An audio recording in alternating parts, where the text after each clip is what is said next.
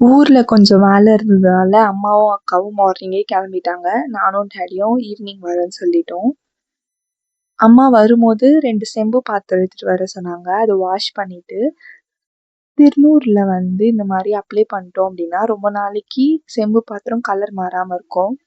Macaroni செய்யலான்னு சொல்லிட்டு ஒரு பேன்ல எண்ணெய் ஊத்தி, கட் பண்ணி வச்சிருக்க ஆனியன் போட்டு நல்லா கோல்டன் ப்ரவுன் ஆற வரைக்கும் ஃப்ரை பண்ணிக்கலாம்.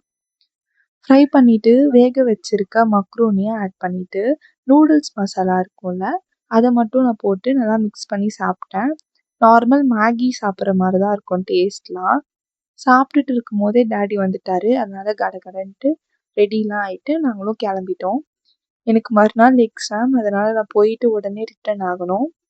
போற வழியிலேயே கொஞ்சம் பசி எடுத்ததுனால ஒரு கடையில நிறுத்தி ஜூஸும், வெஜ் ரோலும் சாப்பிட்டுட்டு வீட்டுக்கு போயிட்டோம். வீட்டுக்கு போயிட்டு நல்லபடியா சாமிலாம் கும்பிட்டுட்டு நானும் வீட்டுக்கு கிளம்பிட்டேன்.